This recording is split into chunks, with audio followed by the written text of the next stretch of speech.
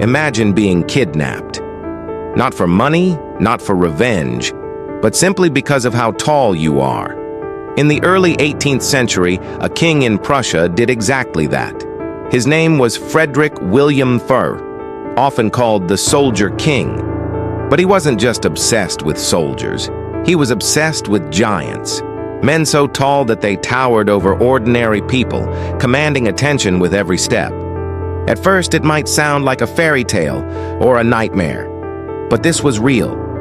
Frederick William I wanted an army of men who weren't just disciplined, trained, and fierce.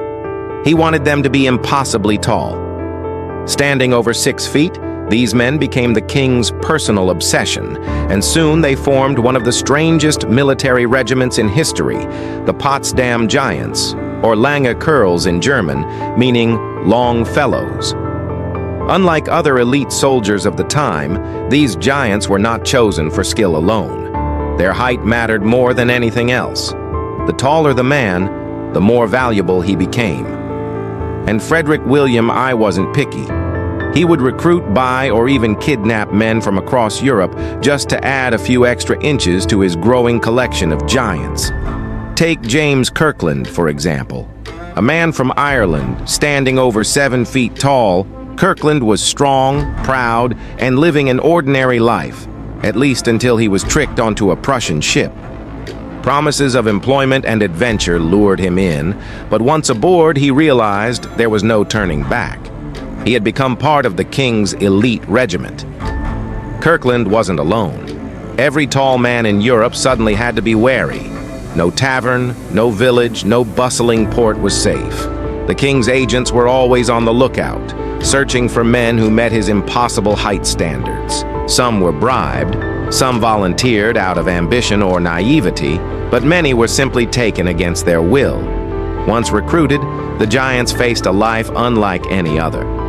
They were dressed in dazzling uniforms, tall hats designed to make them appear even more impressive, and were drilled to march in perfect formation. But unlike typical soldiers, their primary duty was not to fight in battles. They were meant to parade before the king, display his power, and embody his obsession. They were living trophies, a human testament to the soldier king's vanity. Even among the giants, a hierarchy emerged. The tallest and strongest were favored by the king, granted special privileges and sometimes even better quarters. But this favor came with a price. Frederick William the Fine was merciless. He expected absolute obedience, and any sign of weakness, defiance, or disobedience could result in severe punishment. The king's obsession didn't stop at recruitment and parades. He arranged marriages between his tallest soldiers and equally tall women, hoping their children would inherit height and become future giants. He also experimented with cruel stretching devices, pushing the boundaries of human endurance. Injuries, broken bones, and even deaths were not uncommon. Yet the king pressed on, always searching for the next inch of height to satisfy his obsession. Despite the fear and cruelty, there was a strange allure to being a Potsdam Giant.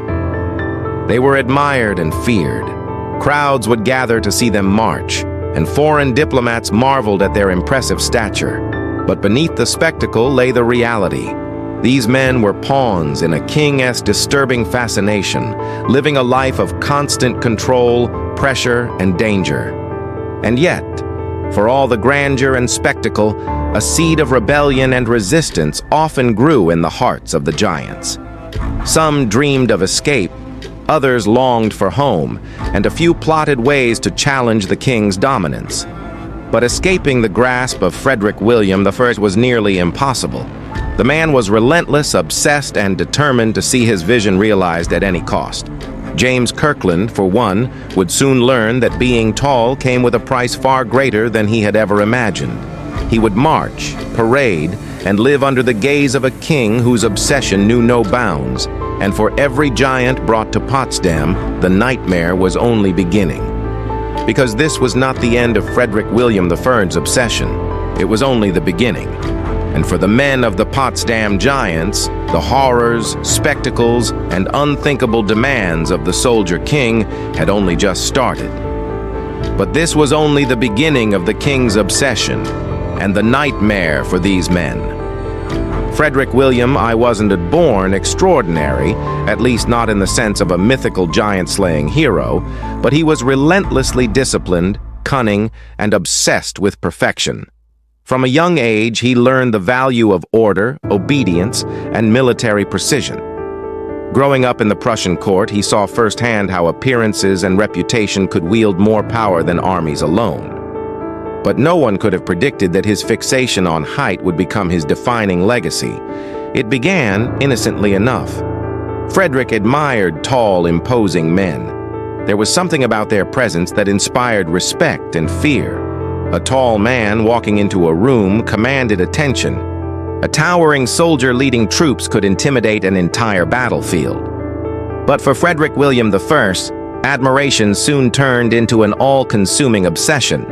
He didn't just want tall men, he needed them. He needed an army that would embody his vision of power, perfection, and spectacle. His obsession was not limited to his military. He wanted control over every aspect of his giants' lives. Height became a currency, a measure of value, and a mark of status within his kingdom. Men under 6 feet were largely ignored. Those who passed the height threshold became prized assets, recruited, bought, or kidnapped from villages, towns, and ports across Europe. The Soldier King was known for his discipline and strictness. Rumors say he would inspect his court, army, and household with a level of scrutiny that bordered on mania. Tall soldiers fascinated him, yes, but they also needed to be obedient, strong, and impressive in every way. He personally oversaw their training, their drills, and even their public appearances. The taller, the better, but only if they could also march perfectly, stand tall without faltering, and obey his every command. Early recruitment campaigns were a mix of cunning, bribery, and coercion. The king sent emissaries to scout for men who met his height standards. Some were convinced to join voluntarily, seduced by promises of wealth, prestige, and adventure. But many others were tricked, lured onto ships with the promise of work or trade, only to realize too late that they had been caught in the king's web. James Kirkland, the 7-foot Irishman from Part 1, is one example, but he was far from alone. Tales circulated across Europe of men vanishing mysteriously, never to return home. Villages whispered of a king obsessed with giants, whose agents could appear anywhere. Families feared for their sons. Young men dreaded receiving an offer, or worse, a visit, from the king's recruiters. Once captured or recruited, men were brought to Potsdam, the heart of Prussia, where their lives would change forever. They were measured, evaluated, and placed into a strict hierarchy. Taller men held higher ranks, received better accommodations, and sometimes even gained the king's personal attention. The Soldier King had favorites, and those chosen could enjoy privileges unheard of for ordinary soldiers. But favoritism was a double-edged sword. Falling out of favor could be dangerous, even deadly. Frederick William III's obsession also extended into the scientific and experimental. He wanted to ensure that future generations of soldiers would meet his exacting standards. That's why he arranged marriages between his tallest men and equally tall women. He wanted offspring who would inherit extreme height, reinforcing the kingdom's elite regiment for decades to come. Yet even with these extreme measures, the king was never satisfied. There was always another inch to gain, another man taller than the last, another experiment to test limits. And for those men, life became a mixture of marvel and terror. They were admired by all who saw them. Crowds would gasp at their height, and foreign diplomats were astounded. But behind the fanfare lay constant fear, strict discipline, and relentless demands. Despite this oppression, some giants began to adapt, resist, and survive. They learned the king's habits, anticipated his whims, and found small ways to preserve their dignity. Others, however, crumbled under the weight of expectation, unable to withstand the psychological strain of being both a prized possession and a human spectacle. Imagine being a young man, kidnapped from your home, brought to a foreign kingdom, and told your entire worth depended on your height. Every action, every misstep, Every inch of your body measured against the Soldier King's impossible standards. Could you march for hours, parade in front of royalty, and live under constant scrutiny? Could you survive a king obsessed not with your skill, courage, or loyalty, but only with how tall you were? The first waves of giants brought to Potsdam quickly realized the true scope of Frederick William III's obsession. Some were awed by the uniformed spectacle, some terrified by the experiments, and some, like James Kirkland, began to understand that this was no ordinary army. This was a kingdom built on obsession, vanity, and human control. And yet, even as the Soldier King's regiment grew, there was a tension building beneath the surface. Not all giants accepted their fate willingly. Some began to question, rebel, or secretly dream of escape. But Frederick William I was relentless. For every giant who resisted, there were punishments, drills, and reminders that their lives were not their own. They belonged to the king's vision, and only his vision mattered. But the first captured giants were just the beginning, and Frederick William III's obsession would soon take horrors and spectacles to unimaginable extremes. Europe in the early 18th century was a dangerous place, but nowhere more terrifying than if you were a man of extraordinary height. Imagine living your life as a common villager, working the fields, walking through a busy port, and suddenly you are taken against your will, simply for being tall. This was the reality for men across Europe thanks to Frederick William I of Prussia, the Soldier King. The king's obsession with height wasn't limited to his own borders. His emissaries scoured villages, towns, and bustling markets across Europe, looking for men 6 feet tall and above, a rarity in that era. If a man fit the bill, the emissary would approach with promises of wealth, work, or adventure. But the opportunity was often a trap. Many men found themselves tricked onto ships or lured into travel, only to realize they were now property of the king. One of the most famous victims, James Kirkland, had barely reached adulthood when he was recruited. Standing over 7 feet, Kirkland caught the king's attention immediately. He was promised employment and adventure, a chance to see lands beyond Ireland. But once aboard the Prussian ship, escape became impossible. Guards watched his every move, and the promise of freedom vanished. He had become a living exhibit in the Soldier King's obsession. But Kirkland's story was far from unique. Across Europe, whispers spread of men disappearing mysteriously. Families would notice sons, brothers, or neighbors vanishing, leaving only rumors of a king collecting giants. Some were lured willingly, seduced by the allure of a generous paycheck or promises of honor. But others were kidnapped outright, carried off from streets and taverns, dragged onto ships bound for Potsdam. The methods were cunning. Emissaries posed as merchants, soldiers, or recruiters for other armies. Some tricked men into contracts they couldn't read, while others used force when deception failed. It is said that no place was truly safe for men meeting the king's standards. Every port, every inn, every fair could be a trap. Once recruited, these men were transported to Potsdam, the capital of Prussia. Imagine a procession of giants disembarking from ships, awe-struck locals staring as men towered over the tallest citizens, their uniforms bright, their boots polished, their heads held high. To the world, this was a spectacle of power and discipline, but behind the grandeur lay a bitter truth of fear, coercion, and loss of freedom.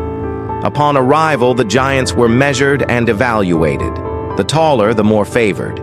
But height alone wasn't enough. They needed to stand perfectly, march flawlessly, and obey without question.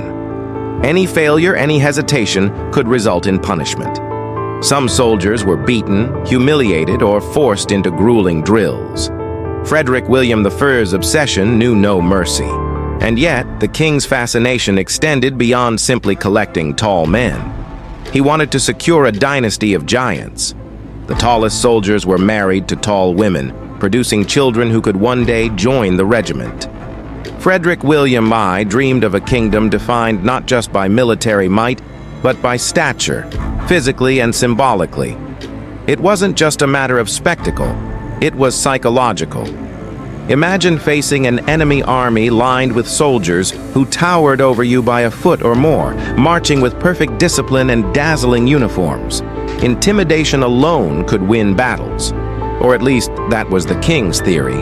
In this way, the Potsdam Giants were as much a tool of terror and power projection as they were a bizarre personal obsession. But what was it like for the men themselves? Some adapted quickly, learning the expectations, surviving the punishments, and even finding camaraderie among their fellow giants. Others struggled, homesick and fearful, yearning for the lives they had lost. Many feared the cruel experiments and stretching devices the king would later introduce, while some wondered if anyone could truly escape this fate. Stories circulated of giants plotting subtle resistance, refusing to march perfectly, or challenging the king's orders in tiny ways. Yet Frederick William V was relentless. His vision of an army of giants was absolute, and the cost of defiance was high. Even James Kirkland, who tried to maintain a sense of dignity, could feel the weight of the king's obsession pressing down on him. Each day was a test, not of skill or courage or loyalty, but of height, posture, and obedience. He realized that his life, like the lives of all Potsdam Giants, was no longer his own. And so, as more giants arrived from every corner of Europe, the regiment grew, but so did the tension, fear, and the strange, suffocating aura of the king's obsession. For Frederick William I, it was never enough. There was always another man taller than the last, another inch to be gained, another experiment to try. The giant's world was expanding, but so was the nightmare. And as the king's obsession deepened, the line between awe and horror blurred, leaving every man to wonder if survival was even possible. Once the giants arrived in Potsdam, their new reality began, one of spectacle, discipline, and constant scrutiny. Life in the regiment was far from ordinary. Imagine waking up every day knowing that your worth wasn't measured by skill, courage, or loyalty, but by how tall you were, how straight you stood, and how well you could march. The giants were assigned rigid daily routines. Their mornings began with inspections, where the king or his officers would meticulously measure posture, uniform, and height. Even the smallest slouch could earn a scolding or worse. Then came hours of drills, marching in precise formations, practicing the turns, steps, and salutes that made them the most intimidating spectacle in Europe. Uniforms were elaborate, almost theatrical. Tall hats, polished boots, and colorful sashes were designed to exaggerate height and impress anyone watching. Frederick William I personally oversaw the designs, ensuring each man looked larger than life, almost mythical. Crowds who watched the parades were stunned by the sheer scale of the giants, some trembling at the sight, others awed by their grandeur. Despite the glamour, life was not glamorous for the giants themselves. The Soldier King's obsession brought both admiration and terror. He was merciless when rules were broken. Punishments included extra drills, public humiliation, and, in some accounts, cruel experimental devices designed to stretch the body even further. While these experiments could increase height slightly, they often caused injuries, broken bones, or even death. Hierarchy in the regiment was dictated primarily by height. The tallest men received the best quarters, pay, and privileges. They were personally noticed by the king, gaining a rare glimpse of approval in an otherwise oppressive world. The shorter giants, though still taller than most men in Europe, faced harsher treatment and were constantly reminded of their inferior status. Yet camaraderie developed among the giants. Living under such extreme pressure, many found support in one another. They shared stories of their homelands, of families left behind, and of the strange mix of awe and fear that came with being part of the Soldier King's obsession. For some, these friendships were the only thing keeping them sane amid the relentless drills and public displays. Parades were the highlight and perhaps the most terrifying aspect of their lives. Each giant had to march with perfect posture, perfect timing, and perfect precision. Frederick William III watched with a hawk-like gaze, occasionally correcting the slightest misstep. One misaligned step could result in punishment. One too short stride could provoke scorn. The spectacle was designed to intimidate, impress, and display the king's control, not to prepare men for battle. Strangely, though they were soldiers, most giants never fought in a real war. Their purpose was display, not combat. They were trophies of the king's vanity, a living testament to his obsession with size, discipline, and power. Crowds cheered, diplomats marveled, but behind the applause was a hidden world of fear, control, and human cost. For some, the psychological pressure was unbearable. The giants were constantly reminded that their bodies were tools for the king's obsession. They had no choice in marriage, no freedom to return home, and no real autonomy. Life became a delicate balance between surviving, obeying, and retaining a sense of self. Even amidst fear, small acts of rebellion emerged. Some giants would subtly misstep during drills, whisper in corners about escape plans, or secretly lament their captivity. Frederick William II was ever watchful, and any defiance was met with swift punishment. But the desire for freedom, for dignity, persisted. Among all the giants, James Kirkland remained one of the most famous. Towering over 7 feet, his presence alone commanded attention. Yet even he could not escape the soldier king's obsessive demands. Kirkland's story became emblematic of the regiment itself, a mixture of awe, human suffering, and the surreal spectacle of a king who valued height above all else. The regiment's existence also reflected the extreme power of monarchy in 18th century Europe. The soldier king could bend reality to his vision, dictate the lives of men from across the continent, and turn his obsession into a public display of authority. Few rulers in history could wield power so personally, so obsessively, and so visually. And yet, as impressive as the regiment was, it was unsustainable. The demands on the giants, the cruelty of experiments, and the logistics of maintaining such a spectacle meant that the soldier king's obsession would eventually meet its limits. But for the men living under his gaze, every day was a test of endurance, obedience, and survival. They marched, they paraded, and they lived under a king's obsession. Towering figures in dazzling uniforms, trapped between admiration and terror. But the story was far from over, and the soldier king's vision would push human limits even further. The Potsdam Giants were more than a spectacle. They were an obsession-turned experiment. Frederick William I, the soldier king, didn't just want tall men. He wanted perfection, amplified beyond nature.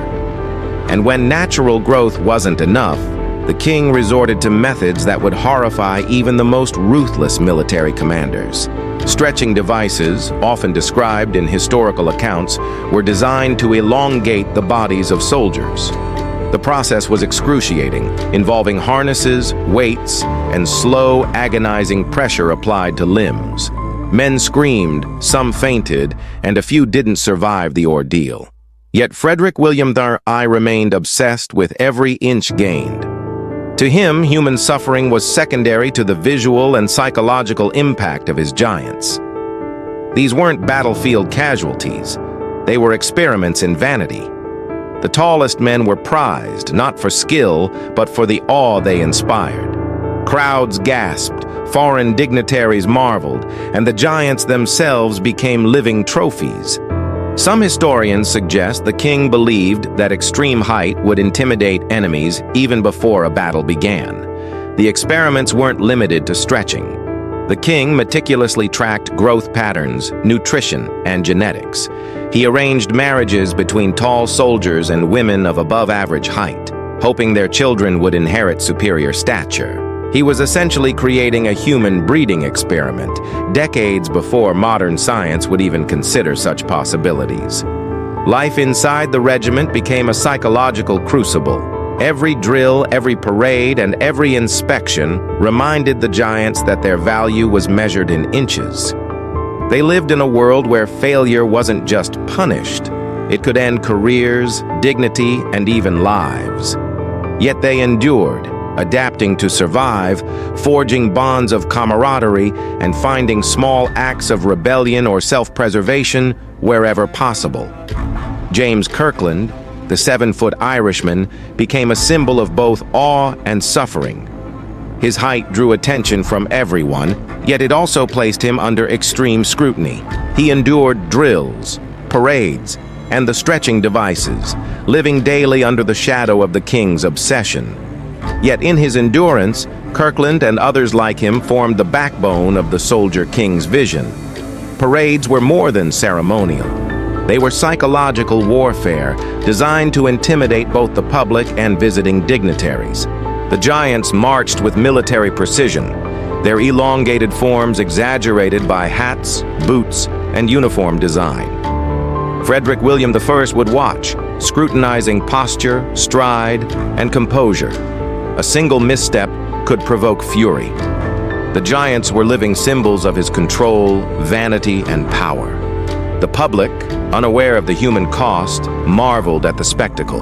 To them, the Giants represented strength, discipline, and royal grandeur. But behind the fanfare, the pain, fear, and exhaustion of the men was ever present.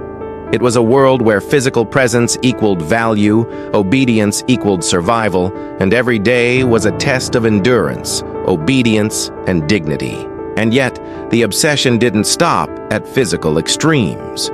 The king also sought absolute control over their lives. The Giants were married according to his design, given roles, and even monitored for behavior outside parades and drills. They were living tools for the soldier king's vision, their personal freedoms stripped away entirely. For Frederick William I, the Potsdam Giants were the ultimate manifestation of power.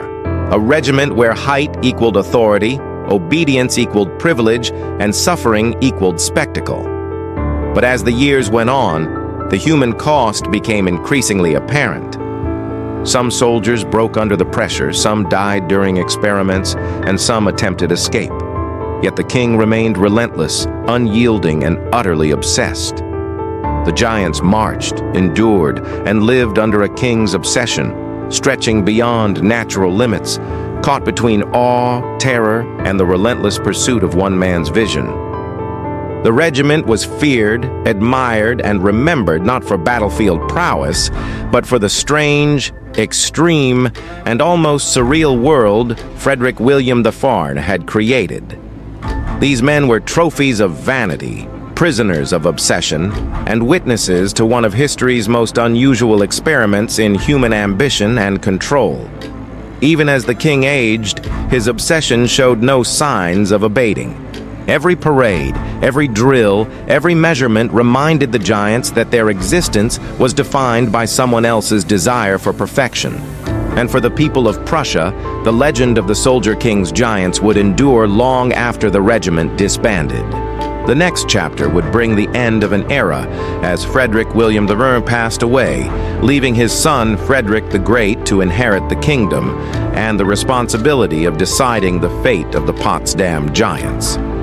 But for now, the Giants stood tall, a testament to human endurance, royal obsession, and a bizarre vision of power that would echo through history.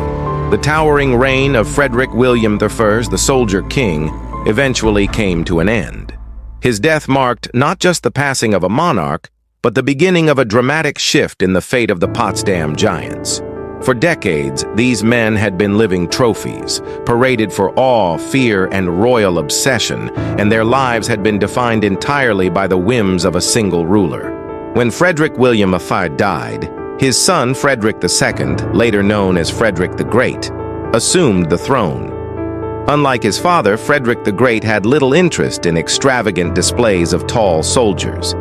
He was a ruler of strategy, diplomacy, and intellect, more focused on Prussia's military efficiency than bizarre vanity projects.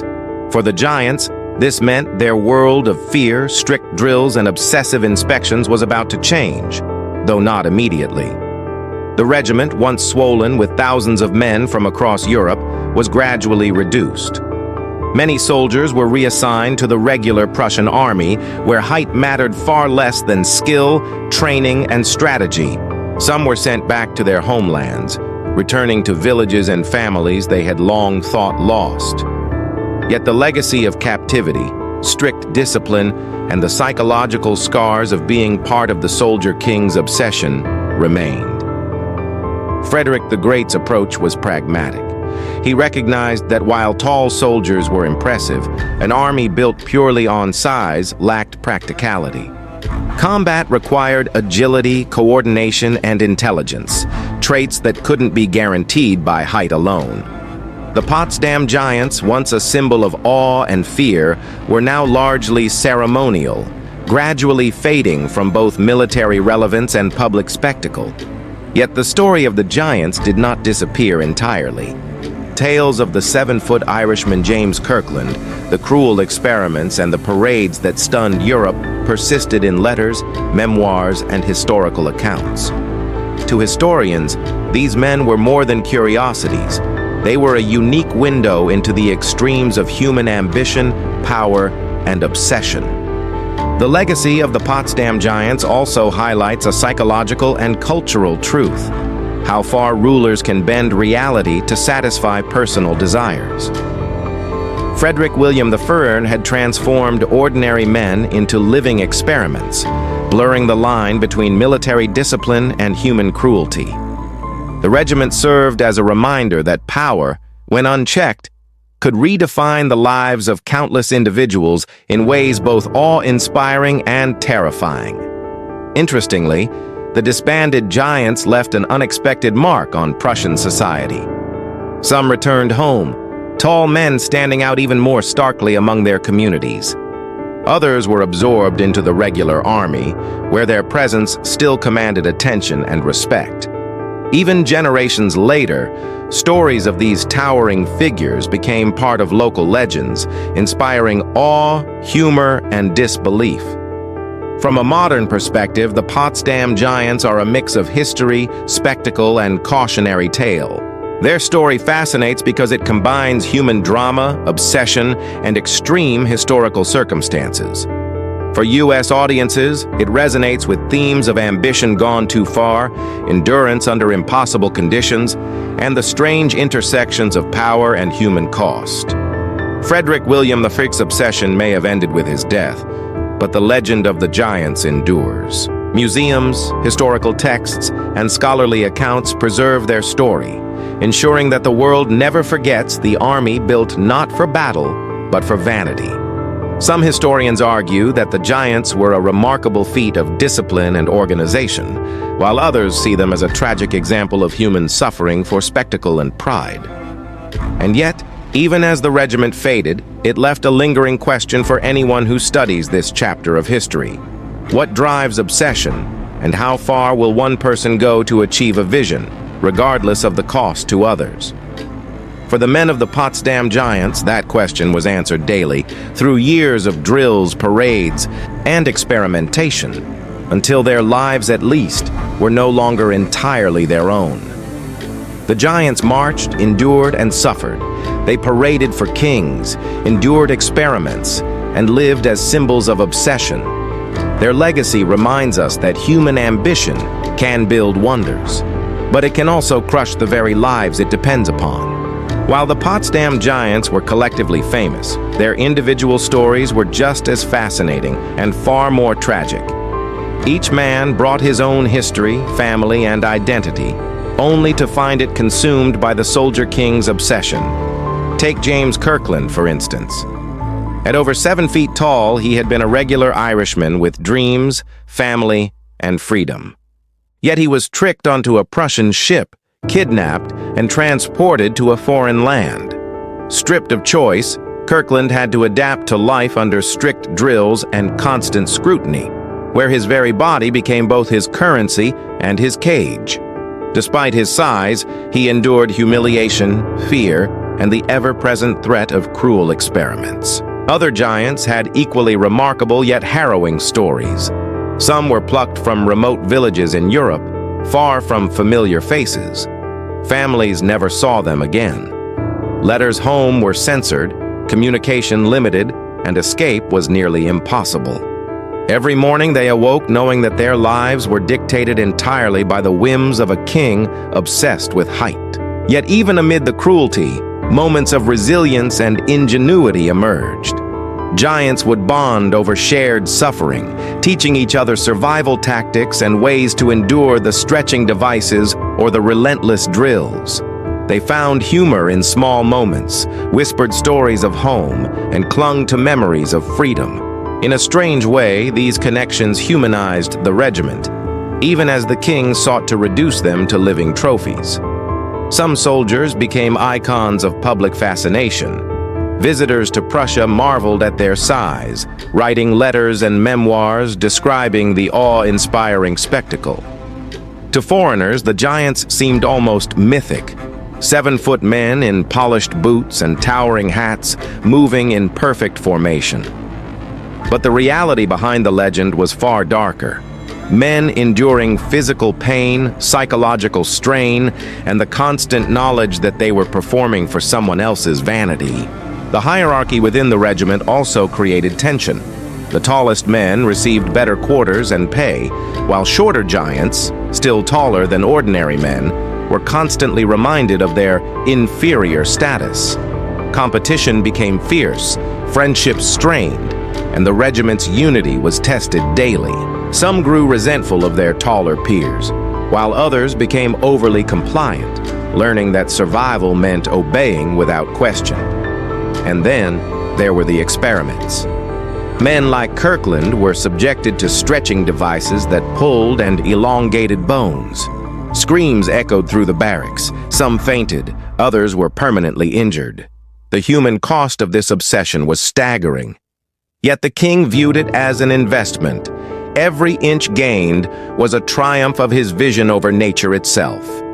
Despite the suffering, the giants displayed remarkable endurance and resilience. Many survived years of harsh drills, cruel experiments, and the psychological strain of being treated as objects. Their survival became a testament to human adaptability under extreme conditions, an enduring story of courage against overwhelming odds. Some men even attempted quiet rebellion. They would misstep in drills, subtly sabotage experiments, or seek ways to escape the regiment's strict oversight. While few succeeded, these acts revealed that even the most controlled, oppressive environment could not completely crush the human spirit. Behind the awe-inspiring spectacle were men of flesh and blood, captured, trained, experimented upon, but never fully broken.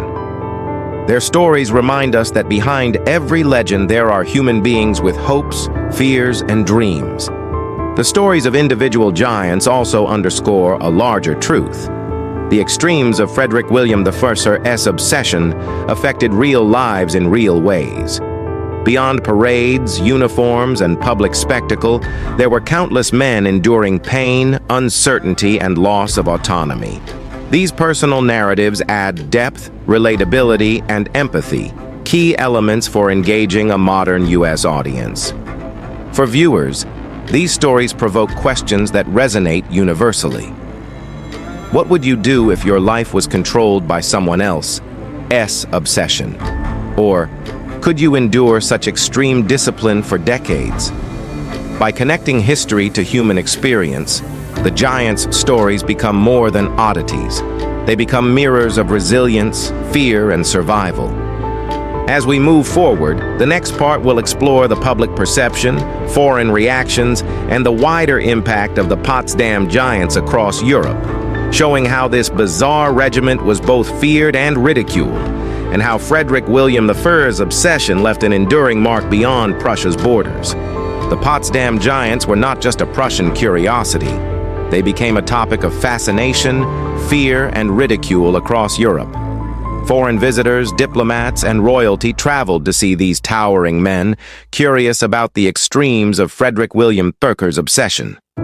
Accounts of the giants spread like wildfire, making them one of the most talked-about oddities of the 18th century. Travelers were often struck first by the sheer height and size of the men. Standing at over 6 feet, the giants were taller than almost anyone in Europe at the time. The tallest among them, like James Kirkland, seemed almost mythical, walking legends whose size alone commanded awe and terror. Writers and diplomats described parades where the giants marched in perfect formation, their towering uniforms and exaggerated hats creating an almost surreal spectacle. Yet not all reactions were admiration. Some visitors were horrified by the regiment's human cost. Accounts mention men who had clearly suffered under stretching devices or cruel drills, their physical and psychological scars visible to the observant eye. To many, the giants were a symbol of royal excess and obsession, proof that absolute power could bend reality and human lives to satisfy a single person's vanity. Diplomats, in particular, had mixed feelings. On one hand, the giants were a display of Prussian military strength and discipline. On the other, they were an unsettling reminder of how eccentric and unpredictable the soldier king could be. Letters and reports sent back to European courts often oscillated between fascination and alarm, describing both the impressive spectacle and the terrifying extremes of control. Some foreign observers also commented on the psychological impact of the giants. Imagine being an ambassador, walking into a hall of men taller than you, all in perfect formation, their eyes trained on the king. It was a show of dominance that was as much about power as it was about physical size. In diplomatic circles, the giants became shorthand for Prussian discipline and Prussian eccentricity. Beyond diplomacy, the giants influenced cultural discussions across Europe. Writers, satirists, and artists drew inspiration from the regiment, sometimes exaggerating stories for effect. Caricatures depicted enormous men striding across European cities, paraded like toys or trophies. In many ways, Frederick William I's obsession had created a legend larger than life, blending reality, myth, and propaganda. Interestingly, the regiment also sparked scientific curiosity. Physicians, anatomists, and natural philosophers were fascinated by the giants' bodies. How did some men naturally grow so tall? Could stretching or diet influence growth? While the king's experiments were cruel, they drew attention to human physiology and genetics long before these fields were fully understood. Inadvertently, the Potsdam Giants became an early, grim example of experimentation on human development. Despite the fascination, there was also resistance and moral questioning. Critics argued that the king's obsession had turned humans into tools, stripping them of dignity, freedom, and choice. Satirical pamphlets circulated in parts of Europe, mocking the idea that a monarch could treat men like living measuring sticks. Yet Frederick William III remained largely indifferent. As long as the spectacle continued, the moral debate mattered little. For the men themselves, international attention was a double-edged sword. Visitors brought prestige, but also pressure and scrutiny. Every step was measured, every drill observed. The giants became celebrities in chains, admired and studied, yet never free from the shadow of the king's obsession. Their lives were public property, their suffering simultaneously hidden and on display. The international fascination also underscored a key truth. Frederick William I's obsession had transcended borders. The story of the Potsdam Giants was no longer confined to Prussia. It echoed across Europe, influencing diplomacy, literature, science, and public imagination. And as news of the giants spread, so did the legend of the soldier king himself, a man whose desire for height had reshaped the lives of countless men and whose vanity had left a mark on history. To Europe, the Potsdam Giants were more than soldiers. They were symbols. Symbols of power, obsession, and the extremes of human ambition. And the world watched, fascinated, horrified, and endlessly curious. As the regiment continued its parades and experiments, the next chapter in this story would explore the eventual decline of the Potsdam Giants, their disbandment under Frederick the Great, and the ways in which their lives and the legend of their king would be remembered for centuries. When Frederick the Great ascended the throne, the world of the Potsdam Giants began to change dramatically. Unlike his father, he valued efficiency, intellect, and military strategy over spectacle. To him, a regiment built purely on height was an expensive novelty, not a practical fighting force. The towering men who had once marched proudly, or painfully, under the Soldier King's command were about to face a new reality. The disbandment of the Giants was gradual, yet transformative. Some were reassigned to the regular Prussian army, where their height was still an asset, but no longer their defining trait. In combat, skill, discipline, and strategy mattered far more than being 6 or 7 feet tall. For these men, this shift was both relief and challenge. Relief from the absurd strictness and cruelty of Frederick William I, yet a challenge to prove themselves in a new, more demanding environment. Others were sent home, returned to villages and towns they had long thought lost. Families who had feared them dead were reunited with men forever changed by years of rigorous drills, parades, and cruel experiments. While some giants adapted successfully, reclaiming their lives and identities, others struggled with psychological scars, a constant reminder of years under a king's obsession. The tallest among them, including James Kirkland, became almost legendary figures. Stories circulated of men whose sheer size and resilience defied expectations, inspiring awe and fear long after their military service ended. Some settled quietly, while others remained in the public eye, visiting courts or appearing in ceremonial events, reminders of a bygone era of royal eccentricity. Yet disbandment was not only a logistical or social matter, it was a psychological upheaval. For decades, the Giants' lives had been dictated entirely by Frederick William III. Every day was regimented, every action monitored, every inch of height scrutinized. Suddenly, with the king gone, freedom was both exhilarating and disorienting. Some struggled to adjust, having lived under constant control for so long. Others celebrated the chance to reclaim autonomy, choosing professions, marriages, and lives previously denied to them. Even as the regiment faded, the legend of the Potsdam Giants endured. Visitors' accounts, diplomatic letters, and historical records preserved the memory of these extraordinary men and the extremes of Frederick William III's obsession. The story became a cautionary tale about the limits of power, vanity, and human endurance.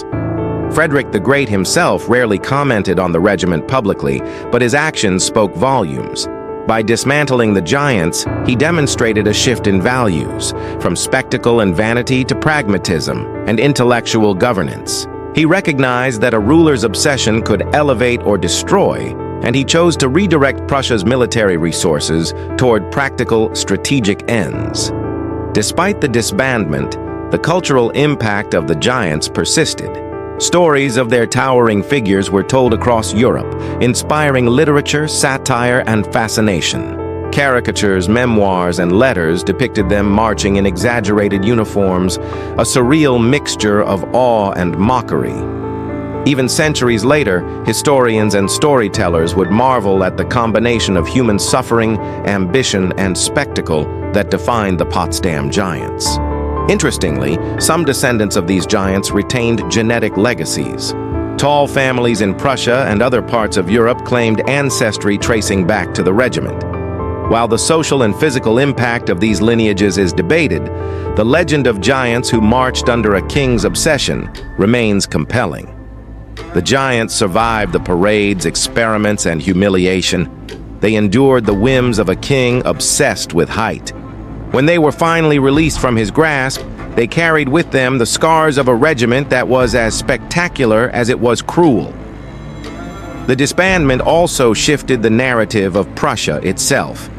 Under Frederick the Great, the kingdom became known not just for its strict militarism, but for strategic innovation, enlightened rule, and pragmatic governance. The Potsdam Giants, once symbols of eccentric power, became a historical footnote. Still fascinating, but no longer central to the kingdom's identity. Yet, for anyone studying this strange chapter of history, the moral and emotional lessons are clear. The story of the Potsdam Giants reminds us that obsession can create wonders, but also destroy lives, that power without empathy leaves lasting scars, and that even in captivity, human resilience and spirit can endure.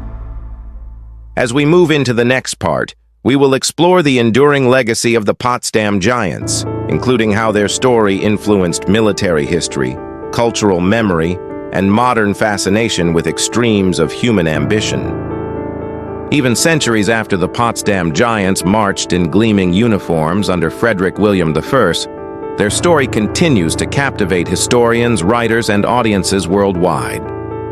While the regiment itself faded into history, the legend of the Giants, the kidnapped, the experimented on, and the resilient, remains a striking example of obsession, spectacle, and human endurance. The Giants' story resonates today because it combines elements that Americans and global audiences alike find irresistible: drama, cruelty, ambition, and resilience. From a modern perspective, it's easy to see why the story goes viral. A king obsessed with height, men kidnapped for their bodies, cruel experiments, and human endurance all blend suspense, shock, and empathy. One of the key legacies is in military history. While the Potsdam Giants were largely ceremonial, the concept of specialized units based on extreme physical attributes left a mark. Many European armies later experimented with elite regiments, grenadiers, or shock troops whose strength, size, or training made them psychologically intimidating. The idea of spectacle as psychological warfare, making the enemy fear your forces before battle, has roots in part in Frederick William III's obsession. Beyond military influence, the Giants entered literature, art, and folklore. Writers in the 18th and 19th centuries used them as symbols of excessive power and obsession. Satirical pamphlets depicted the king towering over his soldiers like a giant himself, mocking the extremes of absolute authority.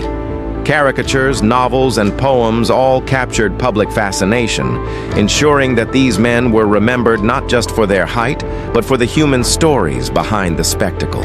Historians today emphasize the psychological and social lessons. The story of the Potsdam Giants is a cautionary tale about what happens when power becomes obsessive. It reminds us that individuals can be turned into symbols, that human lives can be subordinated to vanity, and that even extraordinary talent or physical gifts can be exploited. Modern audiences are especially drawn to the human drama. Imagine being taken from your home, forced into a regiment where survival depends on compliance, and then displayed like a living trophy.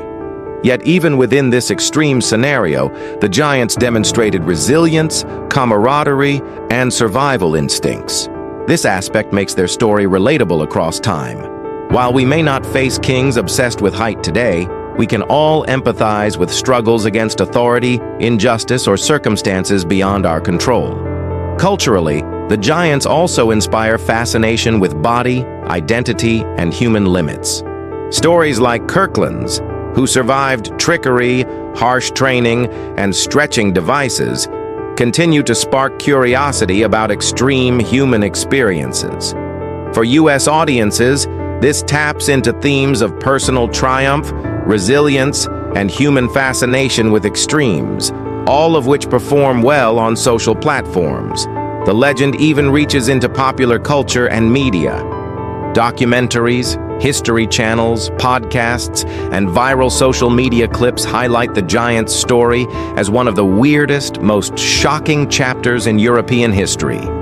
Modern audiences love to see the extreme, whether it's unusual military units, bizarre historical practices, or strange obsessions of royalty.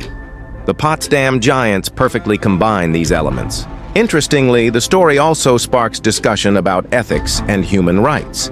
By examining the treatment of the Giants, viewers can reflect on historical injustices, abuse of power, and the moral limits of leadership. This makes the story more than entertainment. It's a conversation starter about society, ethics, and responsibility. Finally, the Potsdam Giants endure in part because of their visual and narrative appeal. Picture 7-foot men marching in polished boots, tall hats, and bright uniforms, paraded before an obsessive king. Add stories of kidnapping, stretching experiments, and human resilience, and you have a narrative that is immediately gripping, shareable, and binge-worthy. The Potsdam Giants were more than soldiers. They were human mirrors of obsession, vanity, and endurance. Their story reminds us that history isn't just dates and battles. It's about people, extremes, and the incredible lengths some will go to achieve power. For a US-based audience, the story hits multiple sweet spots. Hook. A king kidnaps men for their height, immediately shocking and curiosity-inducing. Emotion. Human cost, resilience, and personal struggle evoke empathy. Relatability. Themes of endurance against control, survival, and reclaiming freedom. Visual and shareable. Dramatic imagery and unusual history make for compelling video content. Discussion-worthy. Ethical questions and historical oddities spark engagement. In the next part, we will explore modern interpretations, lessons for today, and how these giants have been remembered in museums, documentaries, and viral content, bringing the story full circle and leaving viewers both awed and reflective. Even centuries later, the story of the Potsdam Giants continues to captivate historians, storytellers, and audiences. Today, they aren't just relics of Prussian history, they are symbols of human endurance, the extremes of obsession, and the spectacle of power. Modern museums in Germany and Europe often feature artifacts, uniforms, and accounts of the Potsdam Giants, attracting curious visitors. Exhibits highlight not only the regiment's size, but the story behind each man, a narrative of forced service, resilience, and survival. Visitors are fascinated by the juxtaposition of power and human cost, a visual lesson in how obsession can manifest in history. Clips about the Giants go viral because they combine shock value with curiosity and storytelling. A short video showing James Kirkland being tricked onto a ship, or soldiers paraded in towering uniforms, immediately sparks questions. Could this really happen? How would I survive? The combination of drama, extreme visuals, and ethical tension makes it irresistible for audiences. Today, viewers debate whether Frederick William Thoreau's obsession was simply eccentricity or cruelty on an unprecedented scale. Discussions emerge about human rights, autonomy, and the dangers of unchecked power. These debates turn the story into a conversation about justice and morality, appealing strongly to audiences who value fairness, ethics, and accountability. The story also resonates with themes of personal triumph and resilience. Many giants survived not just the parades and stretching devices, but the social and psychological pressures of being considered living trophies. They adapted, reclaimed their autonomy under Frederick the Great, and in some cases reintegrated into society. This narrative aligns with the fascination with overcoming adversity, personal achievement, and resilience against overwhelming odds. The Potsdam Giants serve as a cautionary tale for leadership and ambition. Frederick William Thoreau's obsession illustrates how personal vanity can distort priorities, manipulate others, and leave lasting human consequences. Examining history through this lens offers insight into power, control, and the responsibility leaders carry, lessons that remain relevant today. Interestingly, the story has inspired fiction, films, and games. Writers have reimagined the Giants as characters in novels or games, exploring the extremes of human capacity, loyalty, and endurance. This adaptability across media shows the timelessness of their tale, proving that history doesn't just inform, it entertains, inspires, and challenges audiences. The Potsdam Giants were more than soldiers. They were symbols of obsession, endurance, and the human cost of power. And while their king may have passed, the story of these towering men continues to fascinate, horrify, and inspire us, reminding us of both the extremes of human ambition and the resilience of the human spirit. The legacy of Frederick William the Fair and his giants endures because it combines spectacle, cruelty, resilience, and curiosity into a narrative that remains compelling centuries later. For a modern audience, the story hits multiple viral sweet spots: curiosity and shock, kidnapping, giants and royal obsession, emotional resonance, human suffering, resilience, and triumph. Ethical debate. Power versus humanity, morality of obsession. Visual and shareable content, dramatic uniforms, parades, and historical imagery. Binge potential. Each chapter offers suspense, cliffhangers, and new revelations. The story of the Potsdam Giants proves that history doesn't have to be dry or distant. With the right storytelling, visuals, and engagement hooks, even an 18th century obsession with tall men can captivate a modern audience, spark conversation, and go viral. And so the Giants remain, not just as soldiers of Prussia, but as living legends in the minds of anyone who has ever wondered how far obsession can stretch the human spirit. Even centuries later, the story of the Potsdam Giants continues to captivate historians, storytellers, and audiences. They aren't just relics of Prussian history, they are symbols of human endurance, the extremes of obsession, and the spectacle of power. Modern museums in Germany and Europe often feature artifacts, uniforms, and accounts of the Potsdam Giants, attracting curious visitors. Exhibits highlight not only the regiment S size, but the story behind each man, a narrative of forced service, resilience, and survival. Visitors are fascinated by the juxtaposition of power and human cost, a visual lesson in how obsession can manifest in history. Clips about the Giants go viral because they combine shock value with curiosity and storytelling. A video showing James Kirkland being tricked onto a ship or soldiers paraded in towering uniforms immediately sparks questions. Could this really happen? How would I survive? The combination of drama, extreme visuals, and ethical tension makes it irresistible for audiences. Today, viewers debate whether Frederick William Thoreau's obsession was simply eccentricity or cruelty on an unprecedented scale. Discussions emerge about human rights, autonomy, and the dangers of unchecked power. These debates turn the story into a conversation about justice and morality, appealing strongly to audiences who value fairness, ethics, and accountability. The story also resonates with themes of personal triumph and resilience. Many giants survived not just the parades and stretching devices, but the social and psychological pressures of being considered living trophies. They adapted, reclaimed their autonomy under Frederick the Great, and in some cases reintegrated into society. This narrative aligns with the fascination with overcoming adversity, personal achievement, and resilience against overwhelming odds. Even beyond visual platforms, the story works for podcasts, articles, and educational content because it combines history, human drama, and ethical intrigue. It invites audiences to ask, what would I do in this situation? Or could power ever justify obsession? These questions provoke reflection, discussion, and sharing. The Potsdam Giants also serve as a cautionary tale for leadership and ambition.